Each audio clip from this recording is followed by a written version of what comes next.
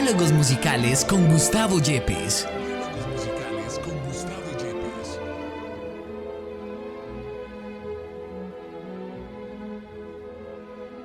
Hola a todos, bienvenidos a este programa llamado Diálogos musicales con Gustavo Yepes. Hoy tenemos un nuevo tema muy interesante para todos llamado la práctica profesional musical como parangón político-social. Esperamos que lo disfruten tanto como nosotros. Comencemos por hablar del concepto de armonía que tenían los filósofos griegos, que incluso lo mencionamos cuando hablamos en el otro programa acerca de la música griega, de la Grecia clásica. Entonces, armonía para ellos es la unión de contrarios que producen un orden, o como ellos lo llamaban, el cosmos, que es la palabra además para traducir orden. Entonces, en la música de la Grecia clásica, armonía fue primero eso, la unión feliz de contrarios, y luego es sinónimo de escala musical, que reúne sonidos que son concordes y discordes. Y eso fue según Pitágoras, Terpandro, Filolao, Arquitas. En el teatro griego, unido con la música, tenemos la oposición, es decir, la armonía, la unión de contrarios, que es creativa de un valor nuevo. Por ejemplo, entre el actor y el coro, el protagonista y el antagonista, y los coros antifónicos que cantan la estrofa y la antístrofa. Entonces tenemos en esto una discusión, que por cierto viene de discurrere, o sea, correr divergentemente. Pero esa discusión no es una guerra, es una oposición de ideas para lograr una síntesis mejor. Nadie debe salir herido, ni somática ni anímicamente, sino enriquecido por una discusión. Entonces, comparemos un poco lo que es la obra musical con el asunto social y político. La obra musical contiene lo siguiente. El compositor nos interpreta estéticamente en su partitura, es decir, él quiere dirigirse a nosotros utilizando un lenguaje común para él y para nosotros. Entonces el compositor nos interpreta. El director o concertista o concertante ejecuta reinterpretativamente las obras junto con su conjunto musical. Y el crítico musical y el público mismo juzgan sobre ello, juzgan sobre si la obra cumplió su cometido o no, si está de acuerdo con el público o no, si le aporta al público o no. Miren lo que acabamos de decir, así como el compositor nos interpreta, tenemos en la manera de gobernar las naciones un poder legislativo que debe interpretar éticamente a la nación conformada en Estado mediante unas leyes. Y dijimos, el director o concertante ejecuta las obras. Lo mismo, el poder ejecutivo ejecuta las leyes reinterpretativamente, igual como el director, porque él es el director de su equipo de gobierno. Y finalmente, lo que hacía el crítico musical es lo que va a hacer el poder judicial, que es el que juzga el ajuste de las acciones con la ley. Es decir, que dirigir, gobernar, que es lo mismo, es como cuando uno dirige una nave, ¿no? Es decir, la gobierna, y entonces tenemos que se dirige la ejecución interpretativa, y el lograr hacerlo, un director hacer su papel de un conjunto musical, eso debe basarse en que él tiene autoridad. Pero ¿qué es autoridad? Es calidad de autor. Es un trabajo profesional que sirve primero a la obra, que es el bien común buscado. no es para servir al bien propio o particular de algunos. A veces me imagino que algunos ministros, algunos gobernantes se olvidan de la etimología. Por ejemplo, ¿qué es ministro? Ministro significa servidor. ¿Y qué es administrar? Es para servir. La etimología inclusive nos dice lo siguiente. ¿De dónde viene minister? De minuster. Él es el que está por debajo. ¿Y quién está por encima? El magis, el que hace más, el magister, el maestro. O sea, el ministro es el que sirve y el maestro es el que gobierna. Qué tan bueno que no nos olvidáramos de la etimología, ¿no? El director conoce su conjunto musical, ojo con esto. Conoce su conjunto, conoce a sus dirigidos a cada uno, a su público y su entorno, en dónde está él y en dónde está su gente. Sabe lo que se espera de este tipo de grupo que él maneja. De la misma manera, entonces, no se puede gobernar, decidir por y para todos, sin conocimiento de el conjunto o nación, la gente. Eso es lo que es la nación, la gente. El Estado, que es la gente, la nación unida en una unidad especial, valga la pena la redundancia, que es el Estado, que está definido por sus bases normativas constituyentes. La política de verdad, es decir, en cómo se gobierna, y el país o territorio. El país es el territorio. Entonces, un buen gobernante debe conocer a su nación, es decir, a su gente, saber cómo está conformado ese Estado por medio de alguna constitución, qué es la política de verdad y cómo es el territorio. Porque yo tengo que situar a la gente en su territorio, la nación en su país. Entonces, el miembro de una orquesta, coro, banda o cualquier otro conjunto musical es un experto del trabajo especializado que hace. Hombre, que yo soy clarinetista, que yo soy cantante, que yo toco la percusión. Entonces, es un experto del trabajo especializado que hace, que él sabe, que aporta a todo el equipo. Porque pertenece a esa pequeña o mediana comunidad interesada en el mismo propósito: realizar muy bien las obras, recrear las obras. De la misma manera, el ciudadano trabaja coherente y coordinadamente en equipo cuando y porque se siente parte de una nación que está unificada alrededor de unos propósitos comunes, como dijimos, según una constitución expresa o consuetudinaria de común conocimiento y aceptación. Entonces no se puede gobernar sin conocimiento, así como no se puede dirigir un conjunto musical sin los conocimientos.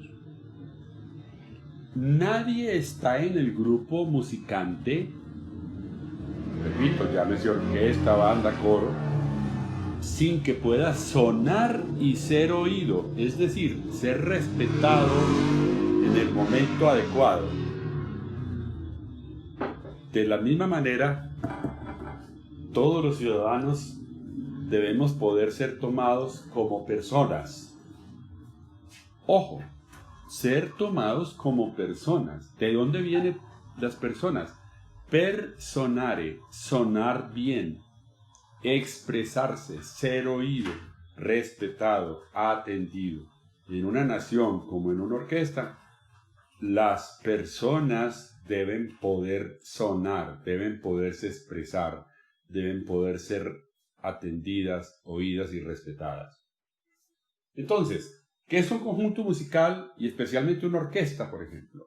Es una variedad grande de timbres, capacidades, responsabilidades, conocimientos y demás medios que conforman una unidad en pos de un propósito común al que todos aportan. Ajá, entonces una nación constituida en Estado es también una variedad grande de voces, opiniones, capacidades y medios que trabajan de consuno en pos de un propósito común al que todos aportan en su medida. Miren el paralelo tan maravilloso de un conjunto musical y de una nación. El conjunto musical trabaja persiguiendo un bien común que es una obra que van a ejecutar, y el bien común de la nación es aquello en lo que trabajamos todos, pero el bien común por encima del bien particular. Entonces, de acuerdo con esas prácticas, el director, el maestro concertino, los jefes de grupo, son más importantes que los otros. Incluso ganan un salario mayor. Pero hay una dignidad común mínima y no hay grandes desproporciones, no hay grandes inequidades. No, unos ganan más y otros menos, pero todos pueden llevar una vida digna. De la misma manera, entonces, no somos iguales en el estado que como nación hemos constituido. Esa desigualdad es muy evidente, tanto física como mental y educativa. Como he dicho yo, a veces nos distinguimos hasta la voz por teléfono, ¿cierto? Somos distintos. Pero eso sí, tenemos necesidades muy semejantes. Y las diferencias no deberían ser grandes. Como se dice en estadística, hay que tener tendencia a la media, sin grandes dispersiones. Repito, no somos iguales, pero tampoco somos tan desiguales, porque las necesidades vitales que tenemos todos son muy semejantes. Miremos otros paralelos que son bien bellos. Por ejemplo, ¿qué es una melodía? Una melodía es un relato, es una historia común que se construye para que nos comuniquemos entre todos, y como historia aprende de su pasado. Es decir, una melodía no puede ser un caos, debe ser un relato en el que lo anterior tenga que ver con lo que sigue. ¿Qué es la armonía? Es una concertación de contrarios para obtener una buena síntesis, pero el objeto de la armonía es la homofonía, es decir, siempre hay una voz más importante, una voz de mayor autoridad que estamos escuchando y que estamos acompañando respetuosamente, ayudándole a que esté ahí, pero todos estamos participando en eso. Estamos oyendo una voz autorizada, pero lo acompañamos armónicamente, esa es la armonía. ¿Qué es el contrapunto? En el contrapunto, en cambio, todos importan, todos suenan a su tiempo y son oídos, son como fuerzas iguales, todos tienen voz importante, pero esas oposiciones y discusiones son una oportunidad de riqueza. No es un obstáculo ni una razón para violencias, sino, como decíamos antes, para que tesis y antítesis formen una mejor síntesis, como decía el gran filósofo Hegel. ¿Qué es la orquestación? Que estudiamos los músicos. Hay una variedad de timbres o colores, de potencias, de opciones, de mezclas, y esa variedad que logramos con los muchos timbres y colores del sonido es una variedad que nos da riqueza, que da riqueza a la obra. Entonces, la nación necesita unidad en la diversidad y las divergencias de la nación para llegar al orden, que no es uniformidad, que no debe ser producto de dogmatismos.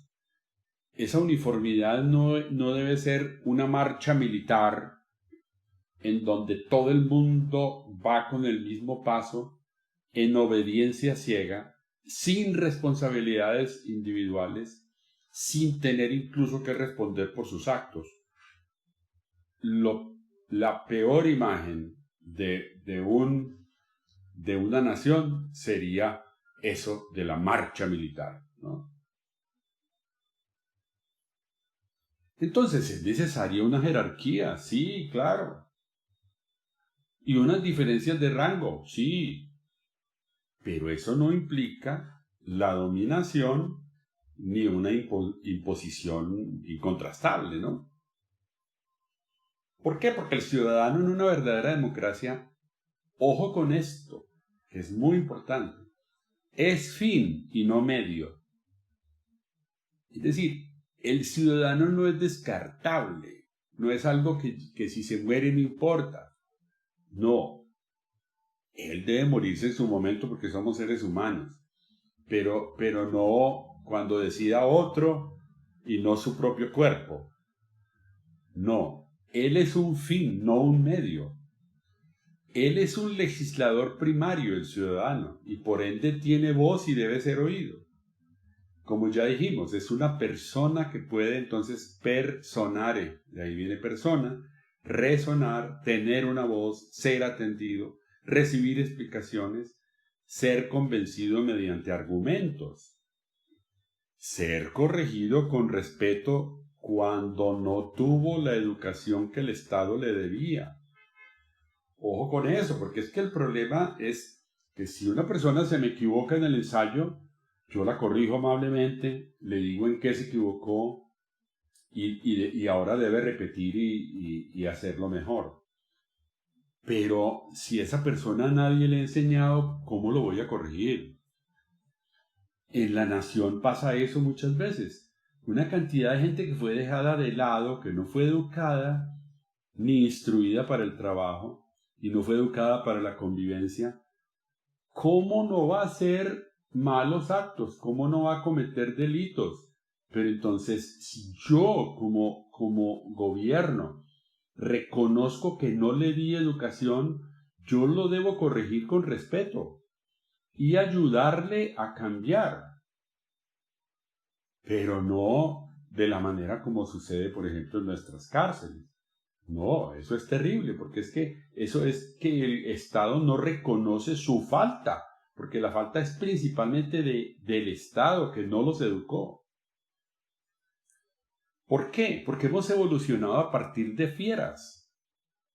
Y entonces debemos renunciar al mito ese del buen salvaje, del que hablan los afines a lo que llaman el derecho natural, ¿no? Rousseau, por ejemplo. Entonces no hay tal buen salvaje. Es un mal salvaje. Es que nosotros venimos de fieras. Entonces necesitamos una educación. ¿Para qué? Para lograr un derecho positivo, no natural, sino positivo, algo en lo que nos ponemos de acuerdo por convención mediante un contrato social basado en la educación para la civilidad y la instrucción para el desempeño laboral.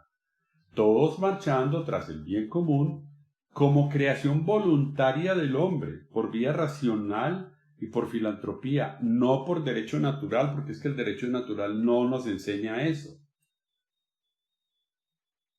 Entonces, trabajamos en equipo como en la orquesta, como en el coro, porque sabemos que juntos podemos más, que no somos iguales, pero importantes y dignos, eso sí, que aportamos diferentemente en calidad, en la naturaleza del trabajo y en la cantidad, pero somos todos oportunos y pertinentes para la meta común. Sin duda es mucho más importante el señor concertino, ¿cierto?, que el señor que organiza los atriles en la orquesta, sí, claro que sí. Pero todos deben tener una vida digna. Cada uno en la medida de lo que hace y la importancia de lo que hace, pero no con esa tremenda dispersión que haga imposible la vida para alguien. Entonces, necesitamos el logro de un mínimo de nivel efectivo de respeto de los derechos humanos para todos los asociados, así como en un conjunto musical, en donde todos tenemos derechos y tenemos un nivel efectivo mínimo de respeto de esos derechos. La práctica de conjunto proporciona un modelo político-social general que da autoestima al individuo, disciplina y sentido de pertenencia común a todos los participantes. Hay un ejemplo muy bello, además, que la música es un medio, claro, de concordia, es decir, de poner los corazones juntos, concordia. Viene cordia, concordia es poner los corazones juntos. Y es que los maestros Barenboim y Said, inicialmente alrededor de la música de Beethoven, crearon en Weimar, en 1999, la orquesta Diván Oriental, que está compuesta, oígame esto, por jóvenes israelíes y palestinos. Ustedes saben la lucha entre israelíes y palestinos. Y estos dos maestros, el uno judío y el otro árabe, pues o palestino, el maestro Said, crearon esa orquesta, que está compuesta por igual por jóvenes israelíes y palestinos que tocan juntos por encima de conflictos religiosos o políticos. El maestro Barenboim dice: la música me ha demostrado la diferencia fundamental entre el poder militar y económico y la fuerza de las ideas y la voluntad, lo que podría dar lugar a una nueva visión de la política. Maestro, ¿cómo podríamos llevar este modelo que usted ha descrito del funcionamiento de la orquesta a algo más grande como es la sociedad? Claro, es decir, la escala es muy distinta, eso sí, sin ninguna duda. Pero una nación es una unidad de personas, ¿cierto? Que están representadas por una cierta cultura, por unas tradiciones, y entonces esas cosas que los unen, los pusieron a marchar alguna vez detrás de un objetivo de conformar una nación unificada, pues alrededor de un estado, con unas ciertas normas políticas, pues que constitucionales que gobiernan ese estado, pues o que definen ese estado, en un cierto territorio, es decir, en un país.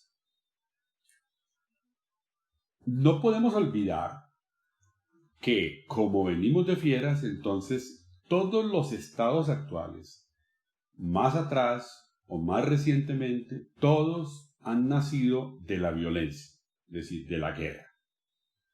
Desgraciadamente, inclusive esa es la demostración más clara de que el derecho natural no es el lógico, sino el derecho positivo. Es decir, que nosotros tenemos que aprender a convivir porque nos proponemos hacerlo, porque queremos hacerlo, y entonces positivamente conformamos un estado. Entonces todos vienen de la violencia, pero después de estar un tiempo juntos y tener esos detalles culturales, esos haberes culturales, ese patrimonio social que lo vuelve una nación, es decir, que le da cierta unidad cultural, entonces ese grupo de personas puede ser cercanas, digamos, entre comillas, etnológica o racialmente, o muy diversas como somos nosotros, pero no importa, tenemos unas tradiciones comunes. Entonces, esa nación que se conformó por la guerra, o en fin, en algún momento debe decir, bueno, vamos a ponernos de acuerdo y que vamos a convivir tranquilamente, que con dignidad para todos, etcétera, ¿cierto? Es decir, vamos a conformar una buena nación bajo un buen estado en este territorio, en este país maravilloso en que vivimos.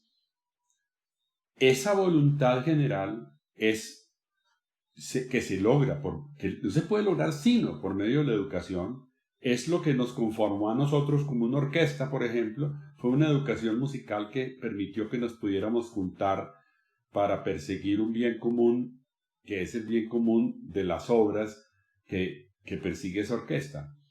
Una unidad muchísimo mayor, pues como es una nación, puede tener fácilmente una unidad como la que tiene un grupo musical, pero alrededor, no ya de la música, pues, sino de muchas más cosas, pero sobre todo detrás de esa cosa que se llama el bien común, en donde nosotros decidimos que, claro, más difícil porque es mucho más gente, pero en donde decidimos que vamos a lograr nosotros, con las normas que nos vamos a dar y con la educación que vamos a recibir y que vamos a seguirle dando a nuestros niños, etc., llegar a esa unidad en donde esté por encima el bien común, por encima del bien particular.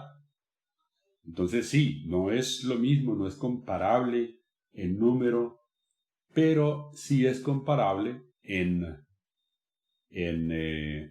la conformación de esa unidad.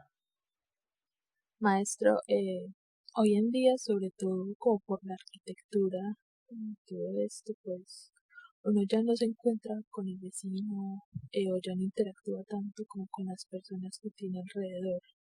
Entonces la gente se puede estar preguntando, el solista o el solista dentro de la orquesta, ¿cómo se puede comparar con lo que usted ha dicho? En un concierto hay una especie de oposición. De hecho, concertare es pelear juntos. Es hacer una pelea.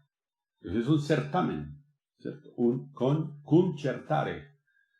Entonces es como una pelea, es una oposición entre una autoridad que viene y se somete a que él le va a exponer unas cosas. Es como cuando alguien nos da una conferencia porque es una persona que tiene autoridad sobre el tema que va a tratar.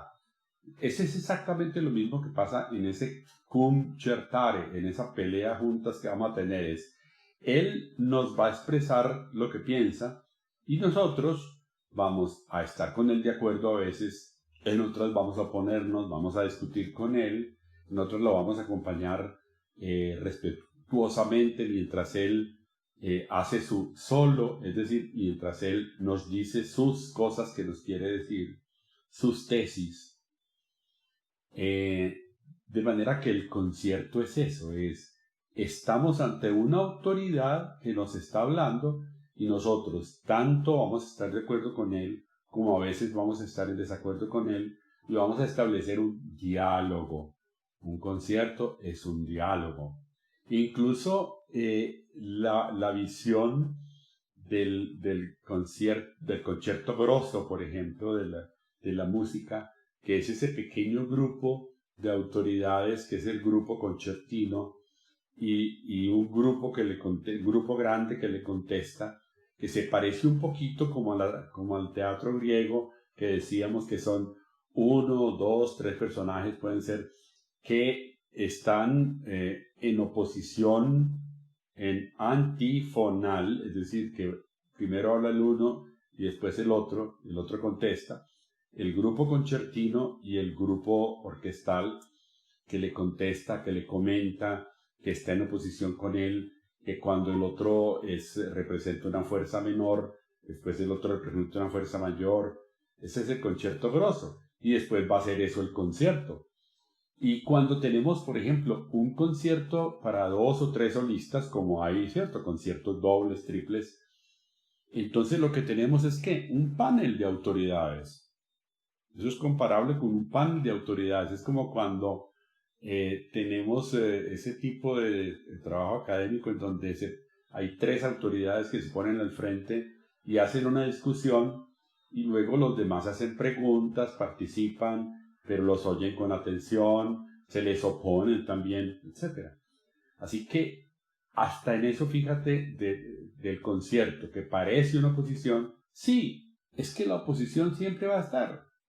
Es que el desacuerdo siempre va a estar, pero para eso va a estar la armonía, que es la feliz unión de contrarios. Maestro, Hoy en día sabemos que si un intérprete se equivoca o hace mal su ejecución, pues el director lo corrige. Pero ¿quién corrige al director cuando se equivoca o hace mal las cosas? Cuando el director se equivoca, primero que todo, él debería ser muy buen juez de sí mismo, que es por eso por lo que ahora notaba que la primera cualidad que debe tener un director, lo mismo que un gobernante, es autoridad, es decir, calidad de autor, es decir, conocimiento.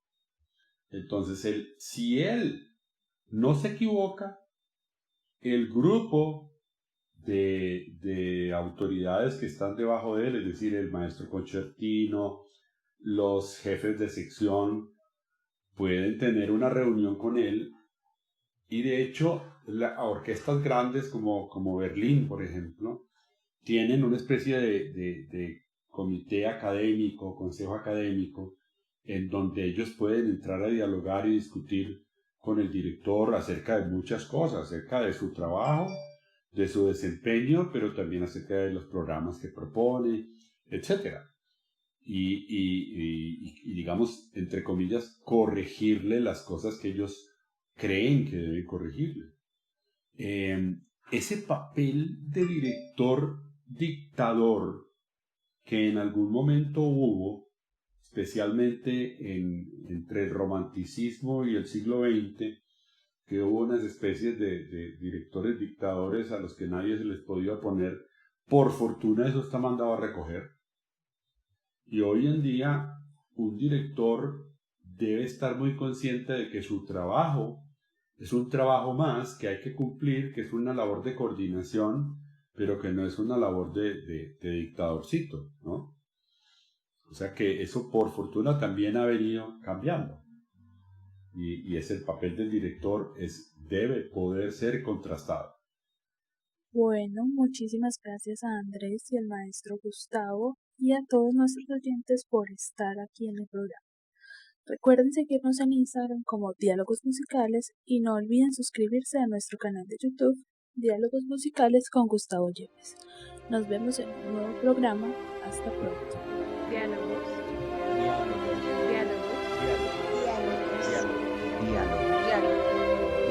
Diálogos Musicales con Gustavo Yepes.